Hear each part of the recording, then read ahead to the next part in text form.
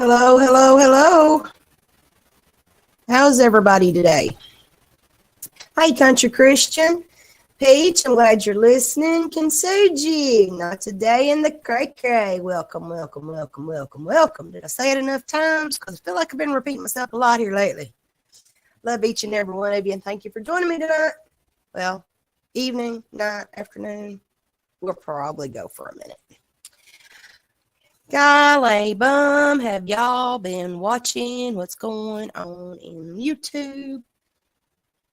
Goodness gracious, people just won't seem to learn, will they?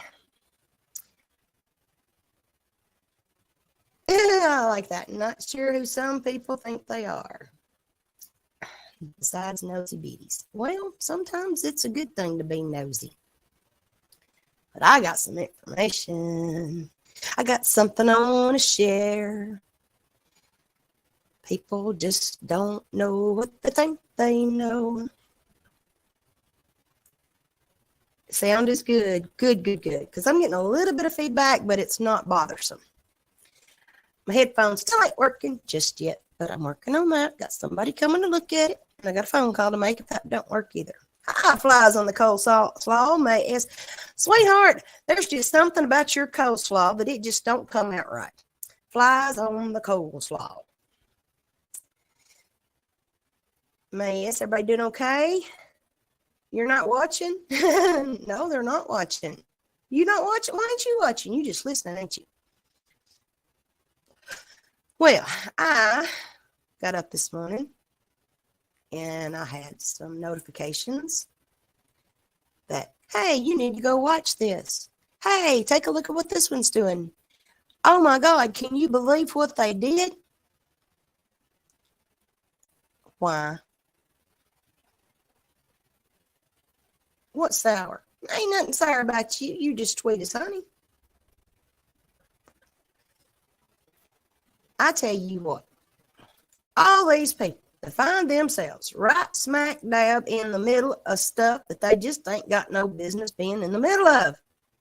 Why in the Sam, Hilton, and Carroll would you drive 5,000 miles to sit on the side of the road? Why? Now you know I'm trying to be a little exaggerating. Why would you falsely accuse someone of holding evidence? You gotta have evidence first. It's hearsay information if you ain't got enough to put it through to prove it as evidence. And that's up to the authorities anyway. Withholding and preserving information. What? As many months and as many years that we've been living on this earth as adults, why can't we just act like it? Be an adult. You can be actively involved in advocating without putting your neck on a chopping block every time you open your mouth.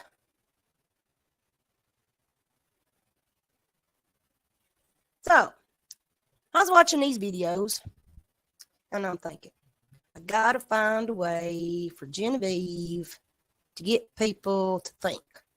They don't have to listen to me, because I'm only repeating what I find is information and resources that's been taught for years and years and years and years by some of the top law enforcement agencies across the world. I'm only merely repeating what they have documented, what they have experienced, and what has been presented in courts. If you don't understand the justice system, don't get involved.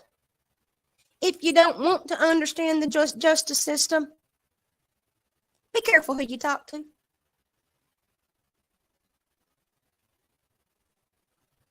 This is absolutely blowing my mind. Absolutely blowing my mind. And then when something does happen and you feel the need to report it,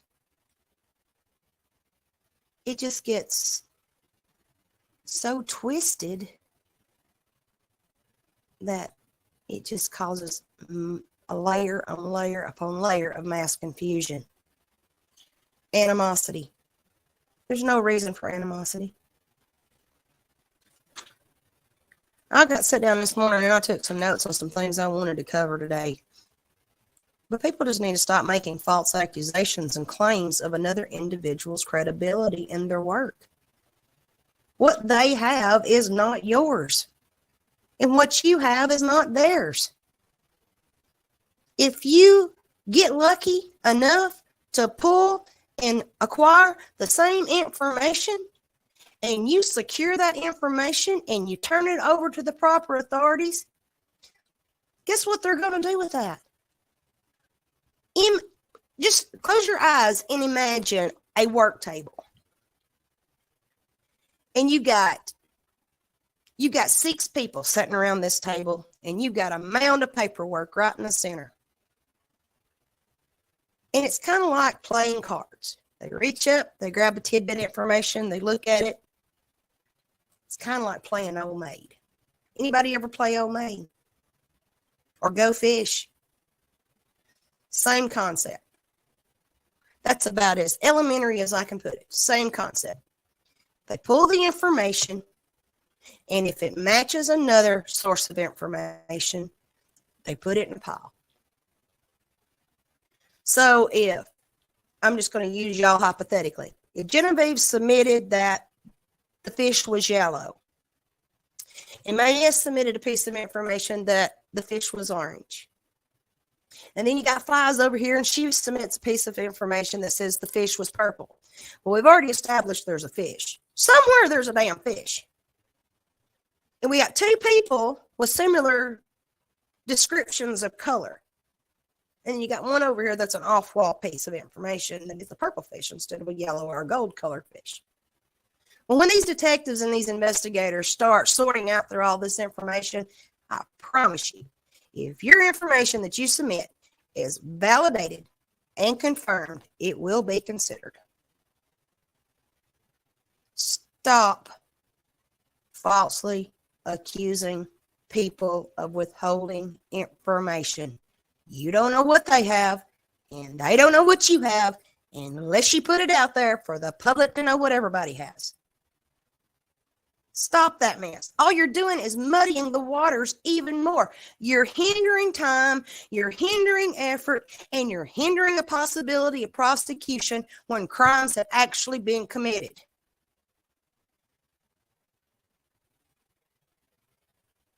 You do you. If you have a group of people that you work with that you can confide in and that you can put information together so you so you're not submitting bad information, confide in those individuals.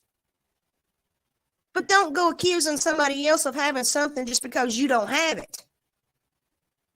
That ain't benefiting anybody. That ain't even benefiting yourself.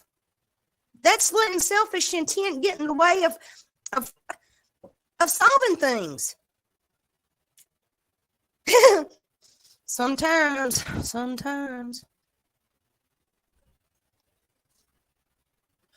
I'm not trying to pinpoint any specific cases because there's 1,001 cases out there floating around, and each one of us has knowledge of what has been made public.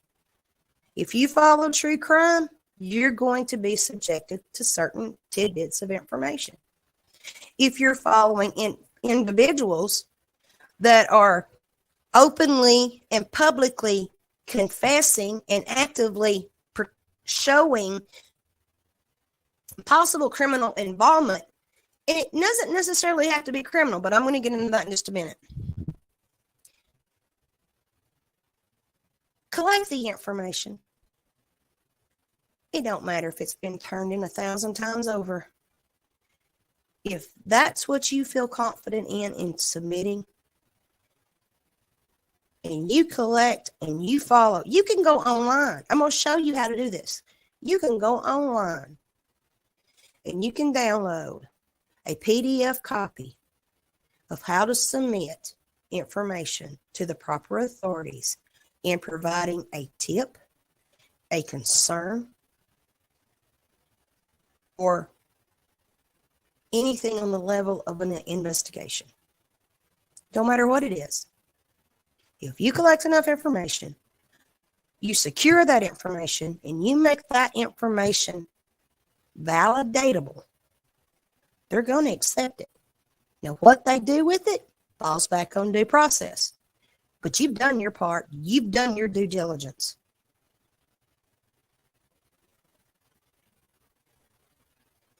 Now, let's get on the topic of law enforcement. We've got some damn good officers out there. We've got some damn good investigators, and we've got some damn good sheriff's departments.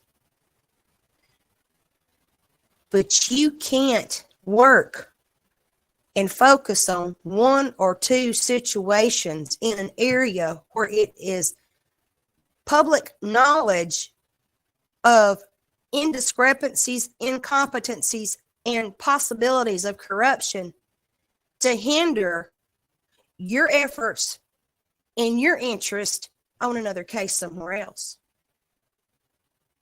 There are still children being found. There are missing people being recovered. There are closures coming to families that have been searching for a long time. And all it took was the right amount of information and the correct information to work with authorities and not against them. You can't call a law enforcement agency 50,000 times giving them the same tip saying, hey, I called that in yesterday. I called that in a few months ago. I've already talked to this one. I've already talked to that one. Okay, those calls are recorded. And if you done your part, you got a call log to prove it. None of this has gone to trial yet. There's been no bodies recovered with a couple of these that I'm actually trying not to mention. But you got to let the ones that are on the payroll, you got to let them do their job. It is very rare that we get overnight justice in anything when it involves a crime. Very rare.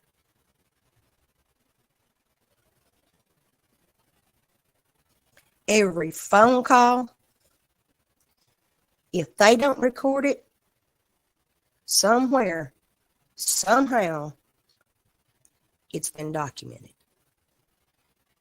If you call from a phone, if you call from a cell phone, you call from a landline phone,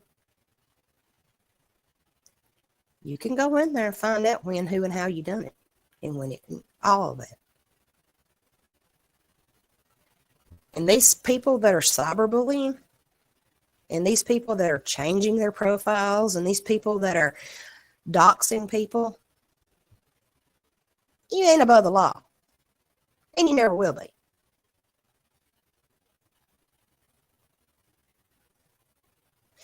So, I'm going to backtrack just a little bit because in my description box, there was a couple of things I wanted to start off with. Let's go back to this law enforcement thing, because I'm probably going to get revved up about it again. I stumbled across a video and talking about and putting out all this information about dereliction of duties, incompetencies, corruption, and law enforcement. It exists. It exists everywhere. But I wanted to share something with you that will put something into your mindset on why these officers often respond the way they do. So let me mute.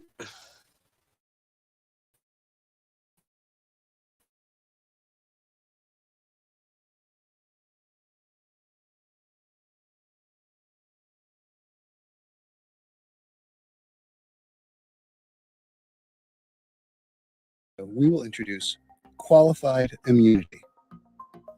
In general, qualified immunity protects police officers and other government officials in certain lawsuits. That is, the police officers are shielded or immune from civil liability. They cannot be held responsible if sued. Qualified immunity applies, provided the police officer made an honest mistake. So let's say there's a robbery and a photo of the suspect is circulated. Because of the robbery, police officers are on high alert, and their top priority is catching the robber.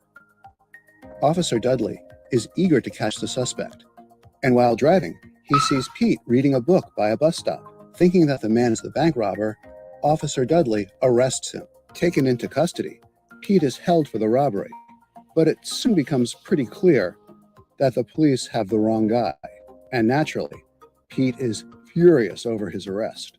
So Pete files a civil lawsuit against Officer Dudley for falsely arresting him. In his case, Pete notes that between the hair, beard, and glasses, he and the suspect do not look very much alike, and Pete demands money as compensation for the wrongful arrest. But Officer Dudley's lawyer is likely to raise qualified immunity as a defense. He'll argue that even if Officer Dudley violated Pete's rights, Officer Dudley should be exempt from liability because he did not really know that he was arresting the wrong person. He'll claim he did not knowingly violate Pete's civil rights. He'll also argue that this was all a reasonable mistake, and even if Officer Dudley was careless or negligent, he did not intentionally violate the law. He'll claim that Officer Dudley reasonably confused Pete for the suspect while he was driving by the bus stop. And if the judge agrees that this was a reasonable mistake, Officer Dudley should qualify for immunity, and he will be exempt from liability. To summarize, qualified immunity may shield police officers and other government officials from liability in certain civil lawsuits. If the officer makes a reasonable mistake regarding the law or a reasonable mistake of fact, he cannot be held liable for money damages. Qualified immunity will not apply in extreme circumstances where the officer acts incompetently or knowingly or unreasonably. Now, qualified immunity. So we have already witnessed this through live video feeds from other creators' content. We have read community posts. I do it all the time. I'm going to call somebody out. Y'all go to my Facebook page. I call people out all the time. But I try to do it in a very considerate kind of way. I mean, I'm not going to throw... Now, unless it's just an absolutely hit-home situation, I'm not going to call out Sheriff Quid Pro Quo. I'm not going to call out Deputy Slumdog unless it hits close enough to home or that I am actually trying to pinpoint an exact fact and proof with what has been observed and documented. Hey, Angie girl. Okay. Reasonable. I don't know that there is a real definition for reasonable, Angie. I really don't. Because this is where logic and training is applied. I have a friend of mine that is an officer. And here the last few months, we've been communicating a lot of things. A lot of things that what these officers go through with their training. Every officer that I have spoken to and every officer that I have ever worked with has pretty much stated the same thing. When they go to these academies, there's a limited amount of time in the classroom. They spend more time on the range and in hand-to-hand training than what they do in the classroom. I have a manual. Where is my manual? I have a manual that's called Police Officer Training for Dummies. That book is about a half-inch thick. And it's traffic violations. It's responding to emergency situations, medical emergencies, and then acts of self-defense or arrest. How to make a proper arrest. And that's scary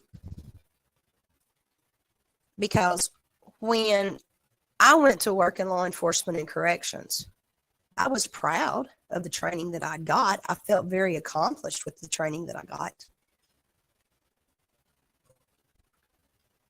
But I have learned so much more. There's a lot that these officers shouldn't be doing at all. So their concept of reasonable may not be constitutional, and it may be a violation of someone's civil rights. But I'm going to get into that too. So if what this cartoon character is saying here, that he was falsely identified, he was arrested, and then they later found out that it was somebody else. So when this man that was falsely arrested decided to create a tort against this officer, qualified immunity was automatically put into place. And he couldn't sue him. Well, that gets on a whole different level of law that I can't talk about, but you can read up on it. It's called due process. So if this officer makes a reasonable mistake regarding a law or a reasonable mistake concerning a fact, he can't be held liable for monetary damages. He can be held liable for other damages, but not for monetary.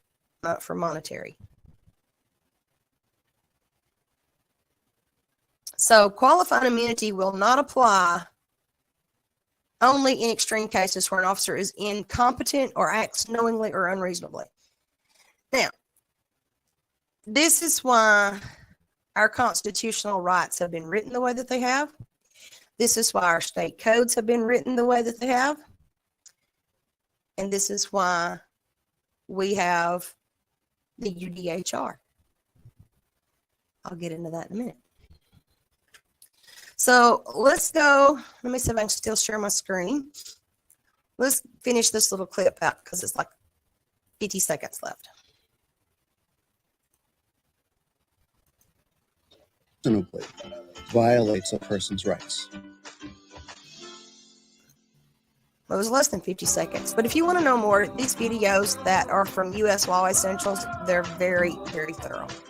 Even if they do use cartoons, they're very thorough.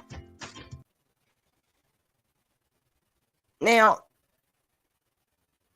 that we've got to kind of understand how you can't just go after these officers and you can't just go after these sheriffs. There's a due process they have to follow. So if they capture the wrong guy, or they capture the wrong girl, or they capture the wrong mother, or they take into custody the wrong person, do you see where the liabilities fall? Because it's not going to be just for monetary. It's going to be for disciplinary. It's going to be for civil rights violations. So these investigators have to have their information in check, in fact, in order to proceed for an arrest, in order to proceed for prosecution, and in order to proceed for justice.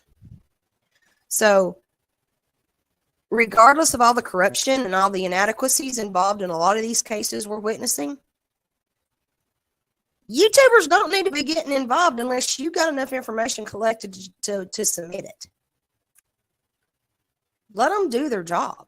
If you want to point out something, I'm going to show you. I'm going to walk you through here in a little bit. I'm going to walk you through for Tennessee because most of this is what I'm referring to is in Tennessee, but it is available on most state websites.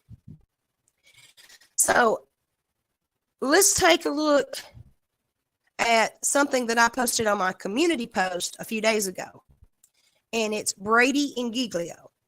So I have a little video here to explain what Brady and Giglio is.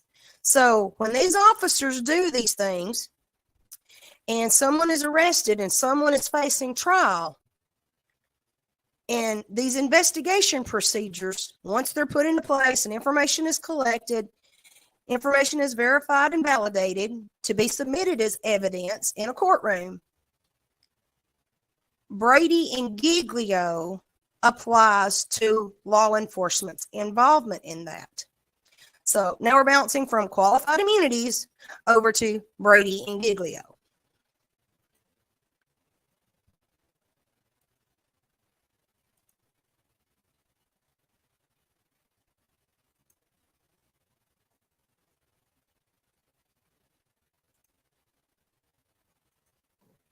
Brady v. Maryland, 1964.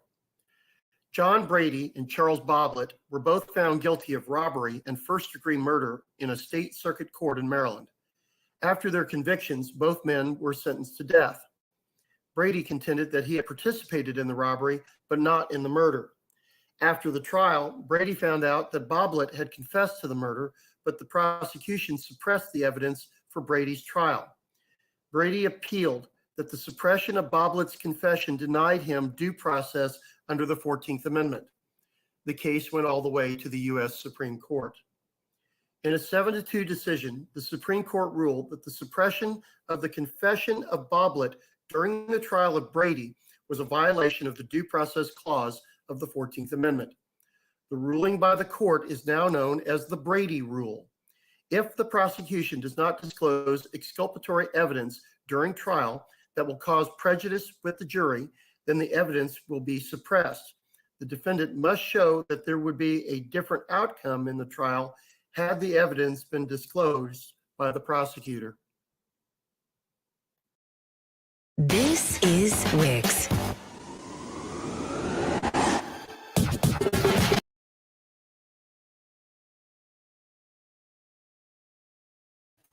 So, Mr. Brady sued the state of Maryland. So, y'all see how this information is applying to many cases that we now have all knowledge of through what we've seen on YouTube. I mean, there's a lot of cases that's in absolute in application to this information. The reason I'm presenting this information is so that things are has a little bit more clarity, that how law enforcement and how investigators and how higher levels of law enforcement have been involved with these cases. They've got to establish probable cause in order to carry out due process. They've got to make sure they have the right people. They've got to make sure they have the right assailants. They have to make sure they have the right witnesses. Because what I'm seeing, a lot of these people that are putting out this information, it's hearsay information. And unless you know how to collect that information and how you know how to secure that information, it's just third-party hearsay information. You're not going to get your day in court to get on the stand and point your finger at somebody who says, I seen him do that. I seen her do that. Well, where did you get that information from? YouTube. See how ridiculous that sounds? But I'm going to get into that for just a minute. Yes, electing a proper sheriff is utterly important. Absolutely. A sheriff has a lot of authority. A sheriff has a lot more authority than what people think they do. And they have to mind their P's and Q's on everything. So let's get into Giglio. Let's see what Giglio is all about.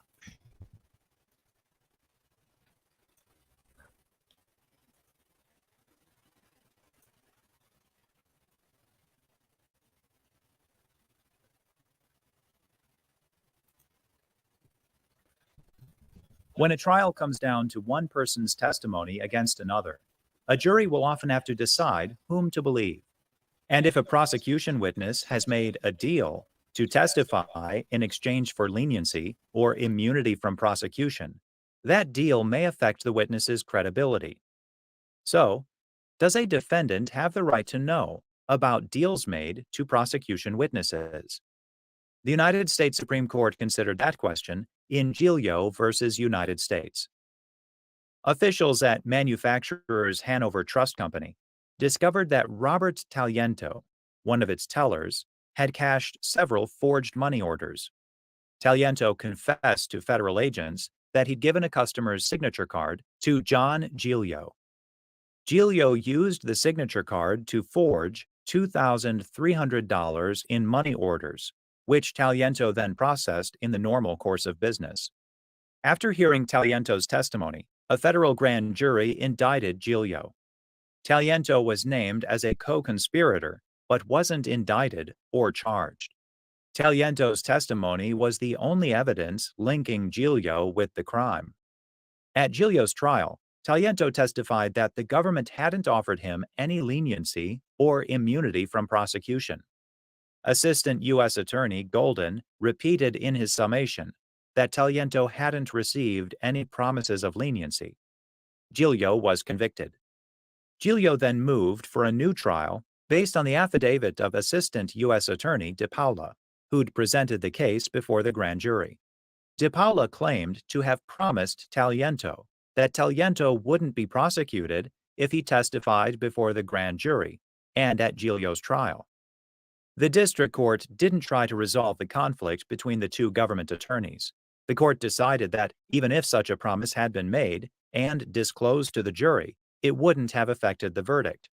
The Second Circuit affirmed, and the United States Supreme Court granted cert.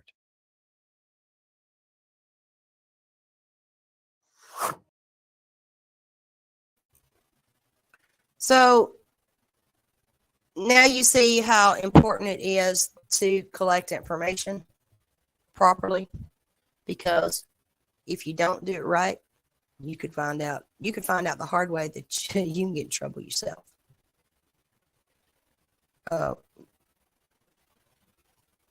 Now, there were crimes committed, there were crimes reported, and there were crimes proven in a court of law. But did you see how quick that flipped? Now, we all know what the definition of crime is. We all should know what the definition of crime is. But there's a lot of things that are not crimes. Let me see if I can do this right. I'm on a new device. And we're going to look into Black's Law Dictionary. We're going to play with Black's Law Dictionary for just a few minutes. Black's Law Dictionary. You can go to the lawdictionary.org. Make sure I'm not muted. Okay. You can go to the lawdictionary.org, or you can look up Black's Law Dictionary. So the definition of crime definition and meeting, the definition and citations means that a crime is an act committed or omitted in violation of a public law, either forbidding or commanding it, a breach or violation of some public right or duty due to a whole community, considered as a community, in its social aggregate capacity, as distinguished from a civil injury. You can recite Wilkins versus U.S. An example of that would be someone charged with committing a crime could also face a civil lawsuit by the victim seeking monetary damages. Another example would be that the overwhelming amount of evidence presented by the prosecution left no doubt that the defendant had committed the crime. So this is an overall definition of crime. Now, I'm hoping you can see this, because just give me just a second.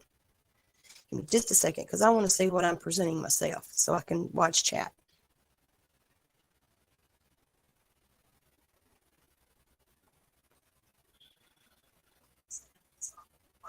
Okay, so there's a delay there. That's okay. I can still watch chat. All right. So in the Black's Law Dictionary, that's exactly what it is. It's an act committed, omitted, or violation of public law. Now, then you can get into a lot of other definitions. So Black's Law Dictionary was published in 1891, and in 1891 is when our judicial system started incorporating a lot of these legal meanings and definitions. You can go here, like I said, you go to Black's Law Dictionary or to lawdictionary.org and find a lot of these definitions to understand a little bit better what some of this is. Now, a capital crime.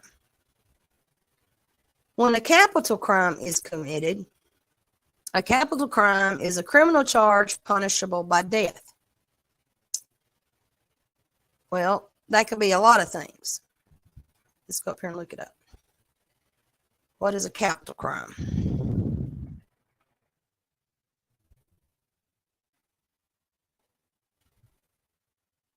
Capital crimes It'll blow your mind because a capital crime is not what people think it is. A lot of people think it is anyway.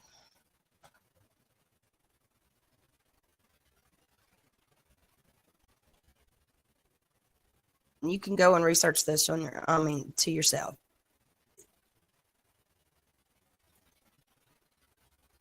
This is when you take away one's absolute rights to life.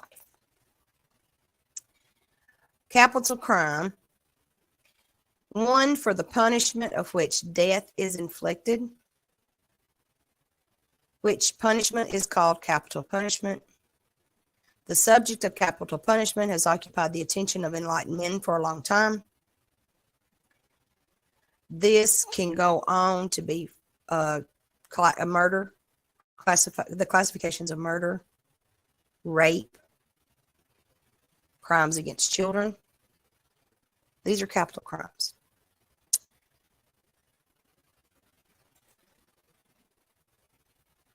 And I want to get rid of that for just a moment. And then you have arrestable offenses.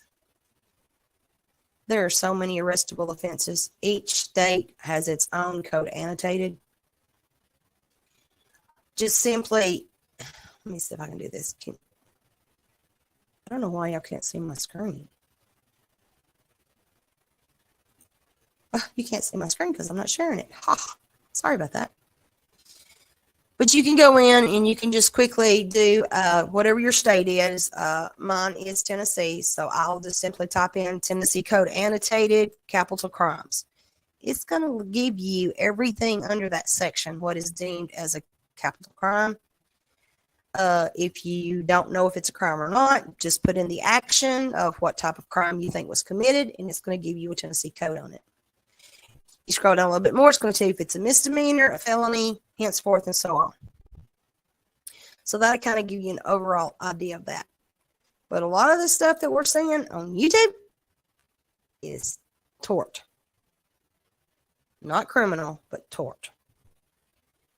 And there's what it is. Now, got that out of the way. So in order to know the difference between withholding and preserving information is very crucial in submitting a tip or a concern. Your facts and proof needs to be presented in the form of an affidavit. And in that affidavit, you need to list your exhibits of proof. So now we're going to get into affidavits. Because you can file an affidavit as a witness statement or an affidavit of criminal complaint. I do have a video on this. Let me explain to you for those who want to understand what an affidavit is in better terms. I've got a little video.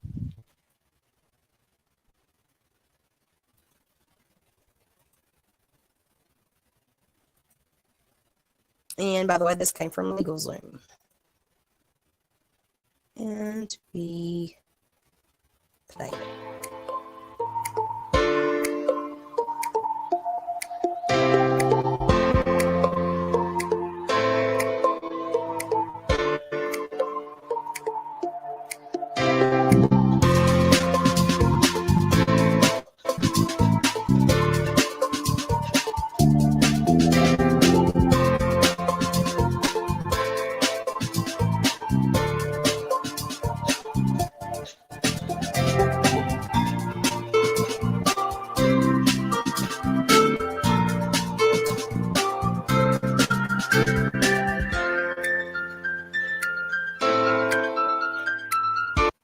Okay, now it's giving you the type of court affidavits. You got court affidavits involving witness appearing in court to give oral testimony.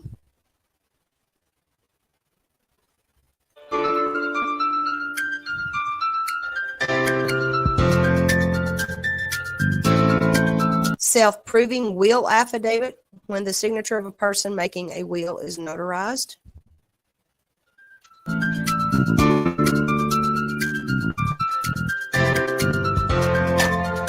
Financial affidavits, which verify certain financial information relating to the affiant.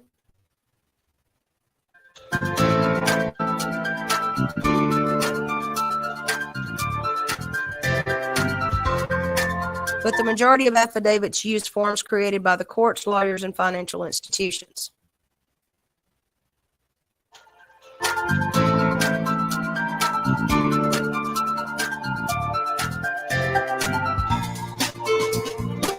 Now, there are numerous situations in which an affidavit must be created for a specific purpose.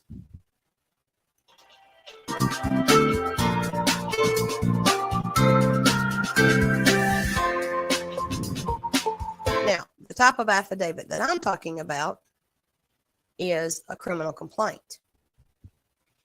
If you feel that you have been harmed, injured in any kind of way, or if you have absolute information to be factual to the best of your knowledge to be submitted to a court of law, you need to fill out an affidavit. Now, in Tennessee, we have this form. And this gives you a baseline of what type of information they're seeking when you give this information.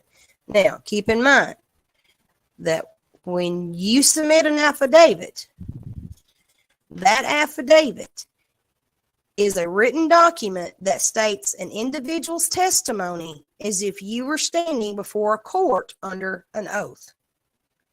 And when you draft an affidavit, when you just handwrite an affidavit, you want to make sure that you include that oath in that closing. But let me show you what the state of Tennessee's affidavit looks like.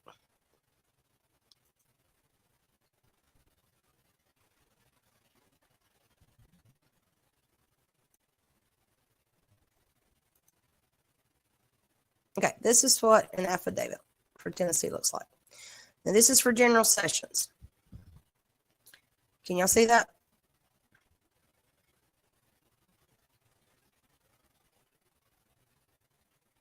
Now, you can access this affidavit of complaint you can access your affidavits of complaint through your state gov, statecourts.gov websites, and it'll be under forms and publications. Now, there's other affidavits in this. I'll show you that in a moment. But this is an affidavit of complaint for the state of Tennessee. And this gives you, now this is what the clerk's office, this is what the officers, the clerk's offices, and the judges recognize. But this is what they look like, especially if a crime has been committed. It'll say General Sessions Court of whatever county you live in, or whatever county they live in. You can check with your clerk's office to clarify that, or an attorney. You can talk to a lawyer. You can ask the lawyer to do this for you, but it's your hand. It's in your handwriting, or it's in your word. So it'll say State of Tennessee versus the assailant.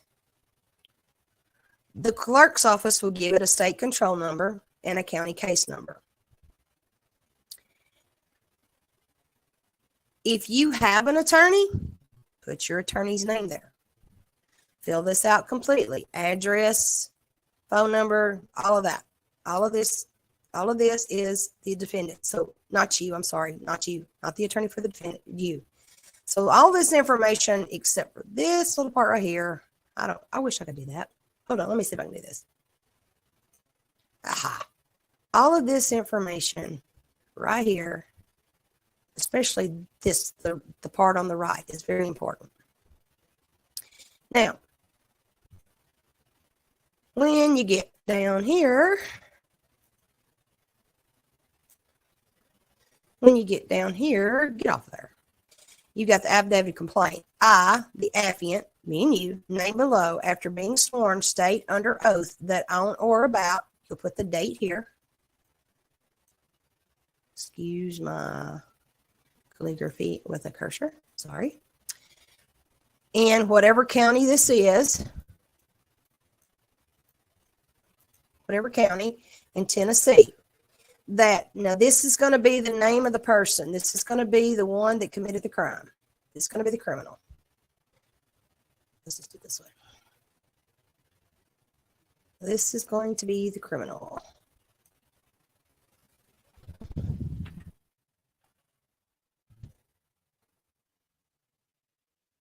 All right. And then if you know what crime has been committed, then you're going to put that Tennessee code annotated or that state code annotated number right here. So, goodness, I wish I could do this for you. Well, you go and you look up the state code. Now, this block right here, this one right here, is where you're going to put what happened. And then you're going to sign it. And then right here is where the notary and the judge signs. This is where your court clerk, your judge, and your judicial commissioner, that's where they fill that out. Now, then down here, they're going to fill this out again. All right, so once you get all this done, all this created, then you're going to take it to the clerk's office.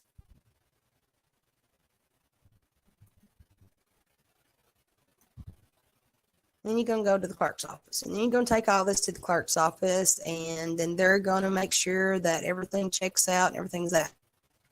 This is a really good template on how to fill out an affidavit. But if you handwrite your statement, you can simply go to a Google search or whatever browser you use and type in how to draft an affidavit of criminal complaint, and it's going to tell you exactly what you need to put in there. You're going to have who, what, when, where, why, and key points of what you have with your information. You're going to need to present and collect transcripts, recordings, videography, photography, make sure it's time-stamped.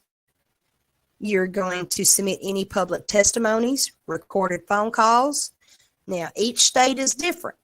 Me, living where I live in Tennessee, it's a one-party recorded state. So I can submit a recording of a conversation as evidence. It may not be allowed in court, but I can still submit it. You want to include all of this collected information as exhibits. So if I sit down and I write out who was involved, what happened, or what was it related to, when it happened, where it happened, why it happened, or how it came about to happen, and any important key notes that would possibly pinpoint a specific crime or multiple crimes being committed, then I want to attach my exhibits. If you witness an event, it does not matter if it's in your front yard, your backyard, Facebook, or on YouTube.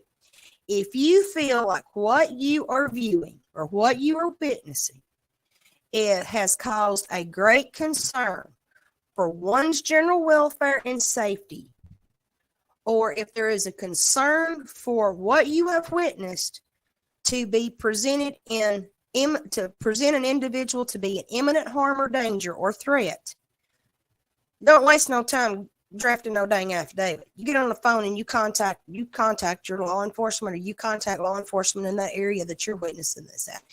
They need a general welfare check. If it's not a 911 emergency or a medical emergency, somebody needs to know about the situation. I deal with this a lot, dealing with children. And sometimes it's very frustrating, because if it's third-party information and it's hearsay information, I'm a mandated reporter. You're a mandated reporter. Collect as much information as possible and contact authorities. You're not going to get an immediate response on a lot of things, but you've done your part in reporting this. I had much rather know that nothing is happening, nothing has happened, or there's no proof of anything happening, and me actually reporting that, than for something to happen and I knew about the possibility of something worse happening or coming from a situation that was brought to my attention. And we now have acts, laws in place that if you have full knowledge of something and you refrain from making this information known and it results in property damage, bodily harm, or death, all it's going to take is one or two people to show proof that you knew about it before it happened.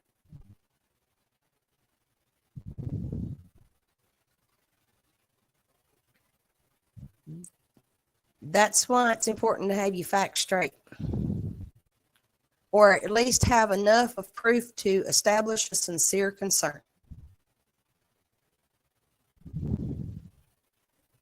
So, got the affidavits out of the way.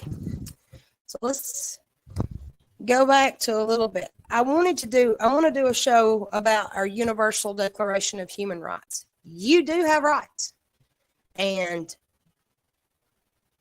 our Universal Declaration of Human Rights actually supersedes our Declaration rights, our constitutional rights. Because, yes, there is a big difference between hearsay and proof. If you hear it with your own ears, if you see it with your own eyes, if you smell it with your own nose, and you taste it through your own lips, and you touch it, that's a give or take. But if you touch it, try not to touch everything. If you do touch it, you have hands-on established your involvement.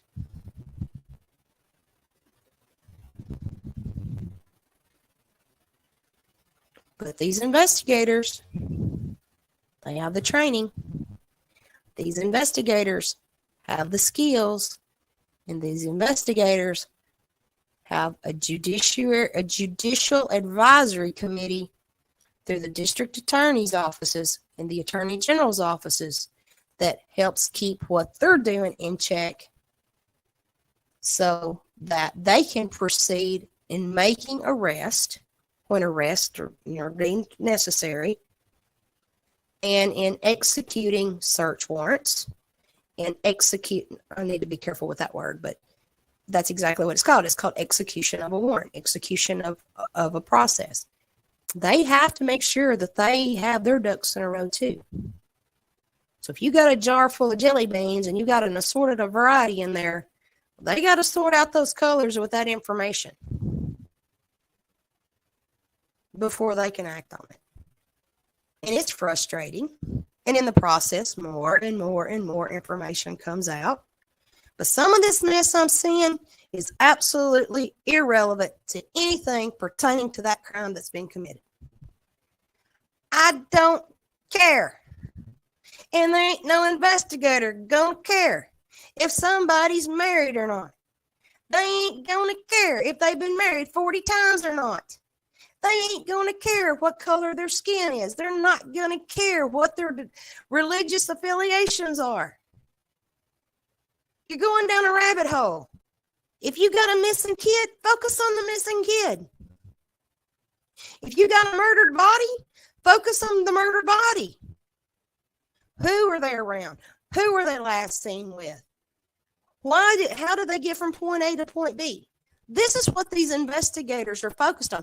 It's not the added info. It's not, wait a minute, let me back up. It's not that information is not important. They're trying to stay focused on certain key points. And then when they have a person or persons of interest, and then when they have suspects involved, then they cascade out. No, they don't care about the color of your underwear. Especially if they've got rainbows and jelly beans on them. Pardon me. They don't. It's not that it's not important. It's just not important at what they're focused on. They have to break it down. They have to break it down in tiers.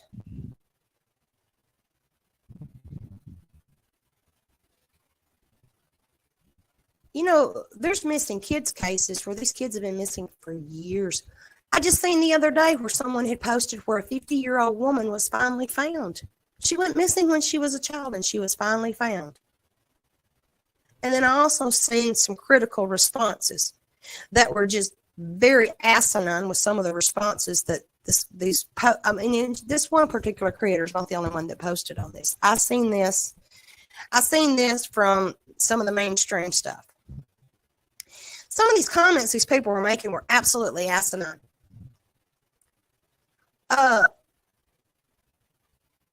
And there's more. They should be more thankful that that missing child survived to the point of her age in her life. If we find, and when I say we, I mean everybody that is genuine in doing what we do. If we luck out and find somebody that has been missing for a number of years, well, you got that right. If that person is found and they're in good health for the most part, and they've been, now I'm going to get into something. Look at the little Klaus girl case. Look at some of these other cases where these children were taken and raised by other families, brainwashed.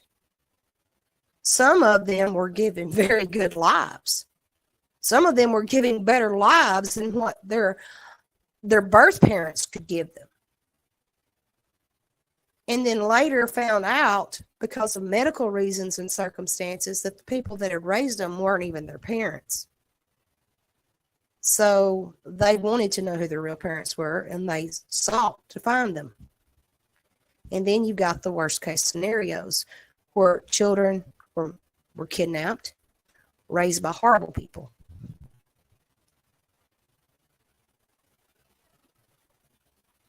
I'm going to go down that avenue. You got a lot of children that were removed from their homes, placed into state's custody, bounced from pillar to post through foster care systems, extended family members of foster care families because they get of an age and they run away, and they're just bounced around. They're bounced around, they make poor life choices and decisions, and by the time they reach a maturity level in their adult life to get their act together, then they have to deal with a lot of things. Possibly drug and alcohol addictions, post-traumatic stress disorder, mental health concerns and issues. You know, these are the horrors that we think about.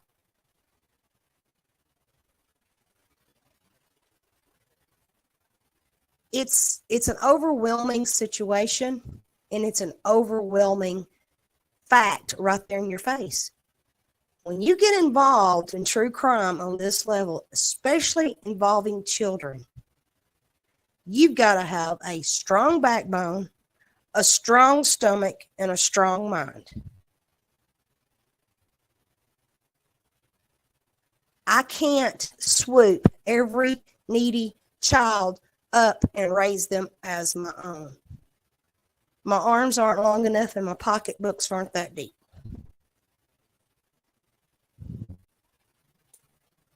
And you can't go vigilante on these people. Well, you can. I'm not advising it. You can't go vigilante on everybody. There's a process here. We're hiring people. We are electing people to stand for us. Make the system work.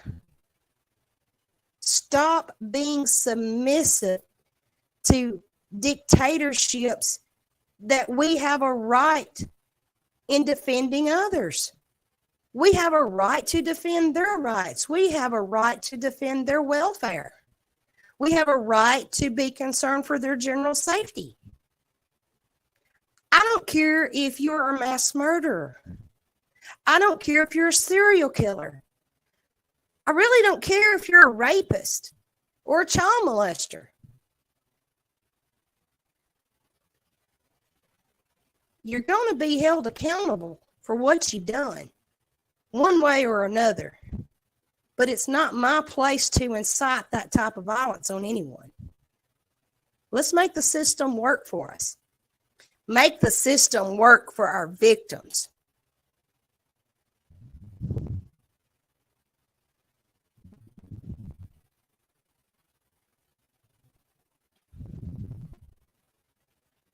I got on a tangent. I'm not going to apologize for it, but I need to be careful doing that on YouTube. But there's a system there. Make it work. Get in there. Research. We've got resources at our fingertips. Learn. Or you can pay me and I can do it for you. I can research for you. I could print out paperwork all day long. And if you live anywhere near me, I usually have an open door. You're welcome. Is there anything else y'all want me to touch on? Because I've got everything pulled up right now. Just, if you've been a victim of anything, file an affidavit. Now, when I say a victim of anything, if you've actually been a victim of someone harming you physically, mentally, or financially, get that paperwork filed. Hold that individual accountable for harming you. There are more criminals walking free on the streets right now because they didn't have proper paperwork filed and they did not have enough exhibits submitted in evidence to hold them accountable. This is why it's so hard to prosecute a rapist. This is why it's so hard to prosecute a child molester. This is why it's so hard to prosecute someone who exploits children.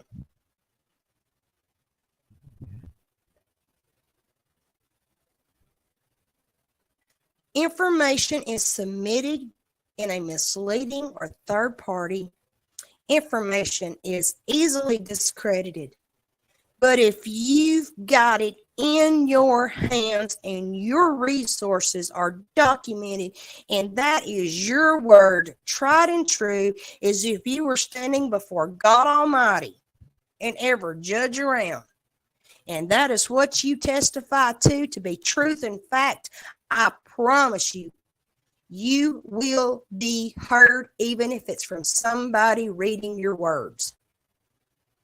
But if you're not willing to come forward and you're not willing to put forth the effort and you're afraid that it's going to cause more harm than good, or you're afraid you're going to be harassed, don't be redirected, because they're going to move on and harm somebody else. And they're going to move on and harm somebody else. And they're going to harm another one. Until eventually they're going to wind up taking somebody's life in some form, shape, or fashion of a way. Now, you don't have to be dead and in a grave to have your life taken from you.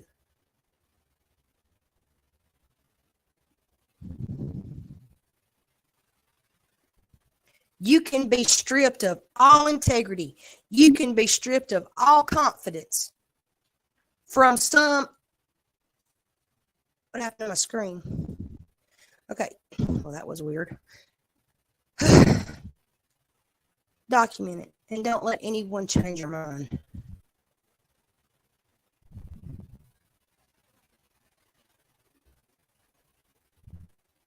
Children, we're supposed to be the voice for our children.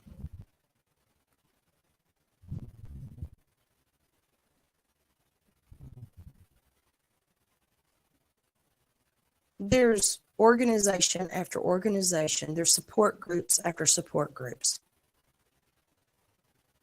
Go confide in a preacher. Go a church member, a church leader.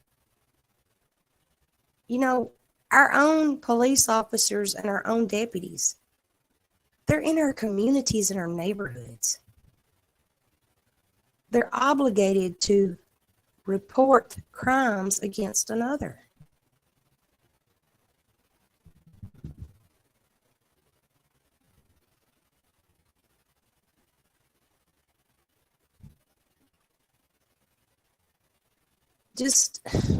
I know it's hard to speak up. Sometimes it's terrifying. That's what people like me and a lot of others are here for.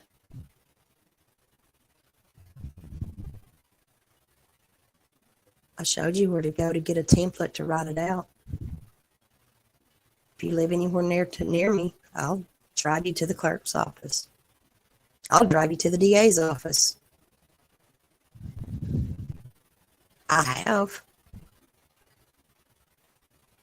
done that from somebody else. I've been on the phone for somebody miles away, clear across the United States. They've had me on the phone sitting in the assistant DA's office submitting their affidavit of criminal complaint to have a boyfriend arrested for having inappropriate relations with a minor child living in the home.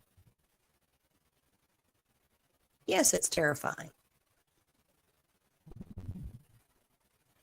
It's a very terrifying experience.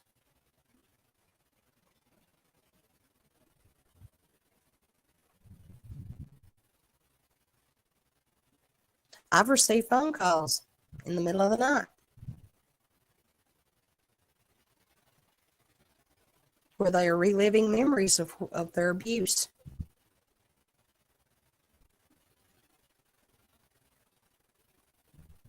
I've cried. I've screamed. I've got mad. I've cussed law enforcement officers. Yes. Not very professional, but I've done it. Several times. And I'll do it for somebody else again. There's no crime against cussing somebody. There's no crime against calling somebody every name in the book. And until you lay hands on them, it's just words. But if you want those words to be heard, get a backbone. If you need a backbone, I'll stand behind you. If you need somebody to hold your hand, I'll bring a bottle of hand sanitizer. I'll hold you the hand all the way.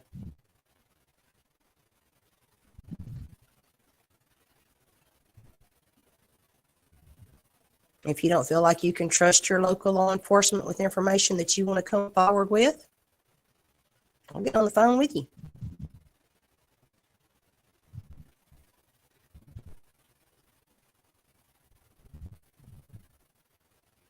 I'll let you know I'm right there with you.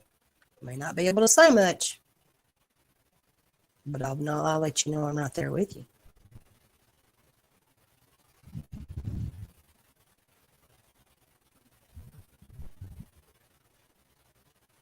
Let the authorities sort it out. You just point out the truth.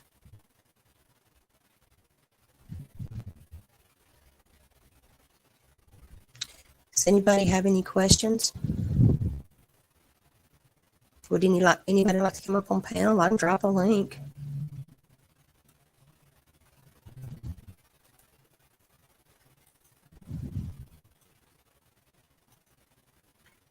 Maud, I'm dropping a link, so can you help me out just a little bit, please? Help me monitor who's coming in and out.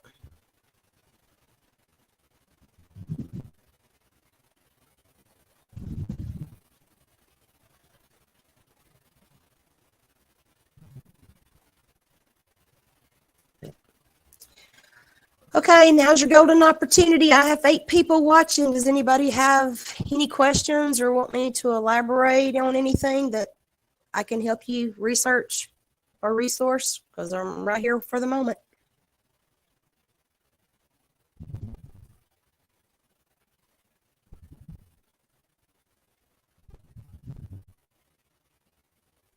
Well, all right. Well, since I've learned how to edit and clip some of my own videos and I can scale them down, if y'all want to have a little bit of fun for a minute, we can kind of de-stress for a moment and go with it, or we could take just a few moments of silence and keep everyone that that needs help, that needs prayer, that needs healing and guidance, and just take a moment to keep them in our thoughts and prayers. So I'm going to mute for about 2 or 3 minutes, and while we take this moment for ourselves, and I'll be right back. So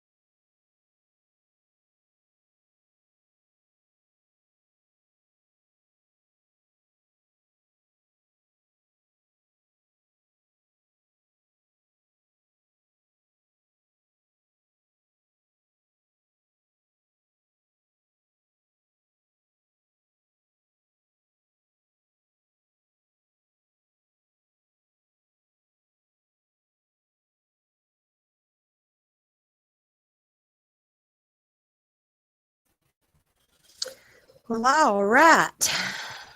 No, you're welcome, flies. You're welcome. I just hope people get a better understanding for some of this stuff.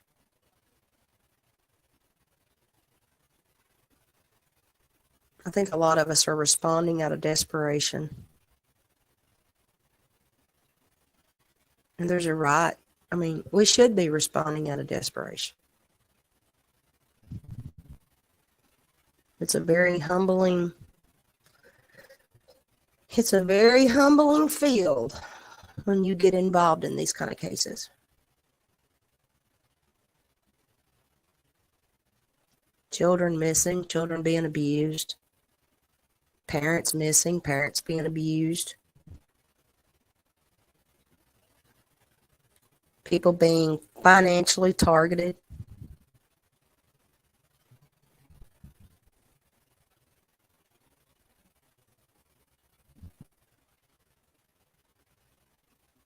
Well, all right. Do we have a couple of closing requests? Because I need some pick-me-up music.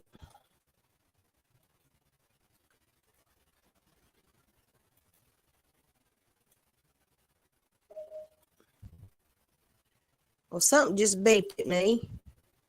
I think that's my cue to end my show.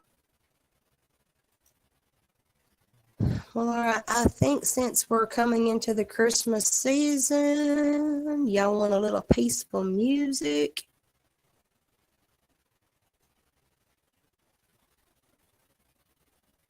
And I used to like going to the circus. No more. No more. You want me to sing Let It Go? Let it go, let it go. No, you're going to hear that all day tomorrow.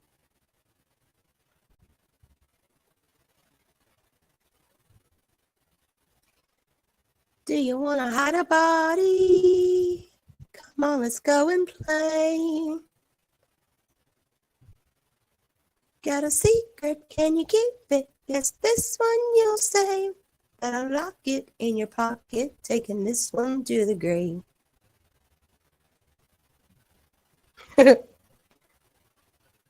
Throw something at me. I always end my show with music. Throw something at me. No, not literally. That's a long distance throw, and I will be trying to find you a contract if you hit me with something. Oh, you love that one? That was on my Halloween playlist. Are you coming to the tree. They strung up a man who say who murdered 3. Strange things did happen here, no stranger would it be if we met at midnight in the hanging tree.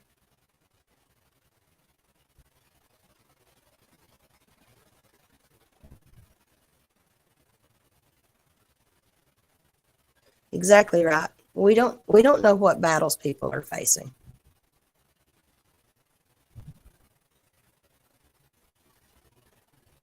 And the closest people I talk to, they know that my emotions are all over the place when I get absorbed into something. And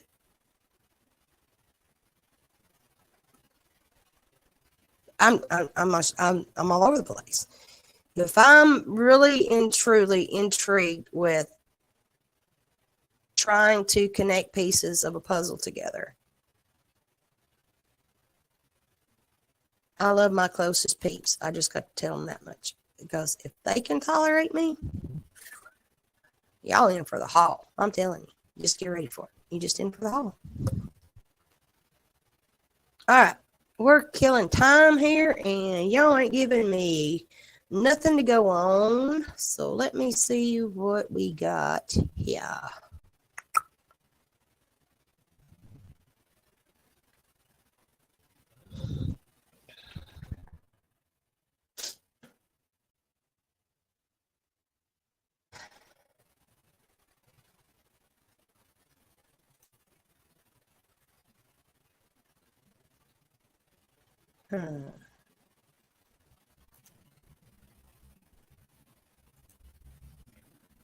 Oh, holy night. Ah, that's a good one. I am and know that y'all are loved as well.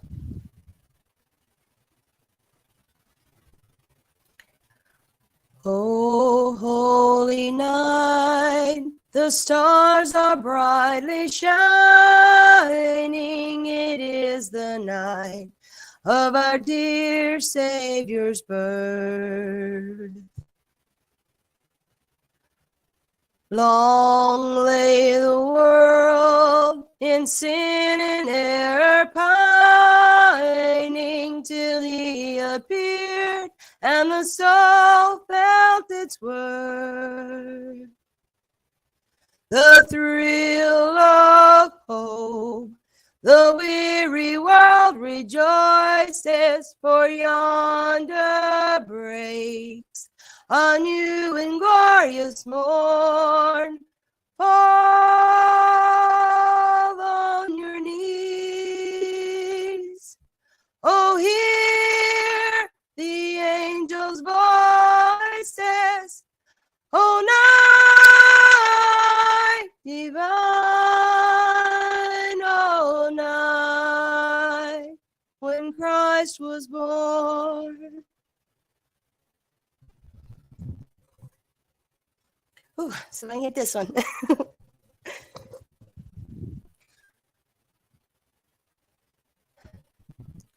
Led by the light of faith serenely beaming, with glowing hearts by his cradle we stand. Led by light of a star sweetly gleaming,